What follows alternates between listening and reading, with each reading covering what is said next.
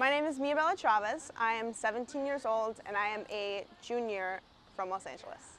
So in a broader sense, Inner City Arts is a nonprofit that offers free or low-cost arts education to students around Los Angeles. But in a more specific and micro sense, Inner City Arts to me has become a second home. I've been taking classes here for about 4.5 years, and I think that I've changed within this space. It's allowed me room for growth. I started taking classes here in the 7th grade and I was doing creative writing, and I stuck to that for a while, and then I eventually tried doing guitar. That just wasn't, that didn't do it for me, and then I found graphic design and I've been doing that ever since. So I think that it's also allowed me room to not have to commit to any sort of art form. I take photography classes outside of class, and then I take film classes, just in different places around LA, but this is where I do my graphic design. And it's been really interesting and really exciting to be able to grow in this space without any limitations. I got into photography because my dad, when I was a kid, he was a leasing agent. So he had a small camera, like this tiny little point-and-shoot DSLR, but he would take it to properties and shoot them, to list them, et cetera, et cetera. But I took it upon myself to become like the family photographer. But it also gave me a sense of purpose. I could float around in social situations without feeling awkward and just blending in, and I really like that. So yeah, I think that's why I've clung to photography ever since. My favorite thing to shoot by far is people. I think that you have a lot more flexibility with them, whereas if you just had an object, immobile and it just stays there. And I mean, granted, you could always work around it, and you have flexibility in that sense. But with people, not only do they have mobility, they also have emotions. They have personalities that I think can be portrayed through imagery and portraiture. So yeah, people are by far my favorite subject. But I think it also shows people's true colors when they're faced with a camera.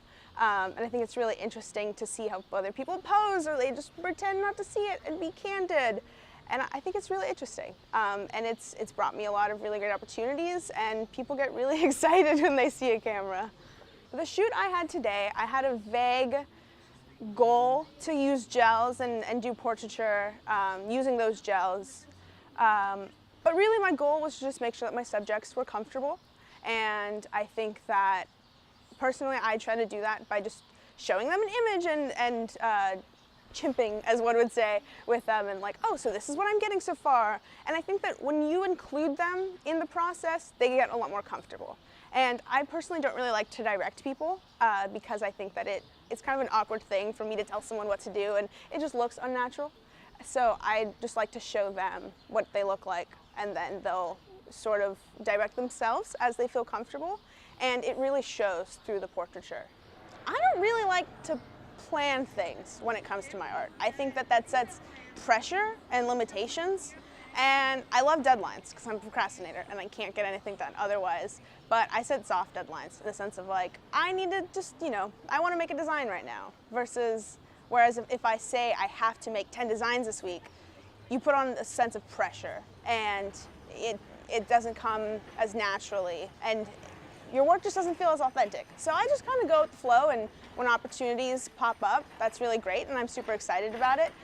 But I don't really do things with an end goal. I just like to, make work that I enjoy, and, people sometimes enjoy it also, which is definitely a plus.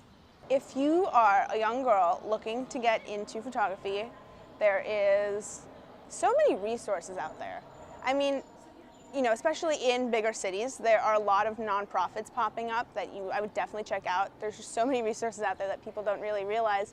But if that's not available to you, I would say just go out there and shoot. People don't realize that it's equipment and cameras and fancy gizmos, they really aren't that important. What is important is your eye. It's your composition and what you see and the details that you really pay attention to and put effort into noticing. So yeah, your eye is your most important camera, and I would say invest in it.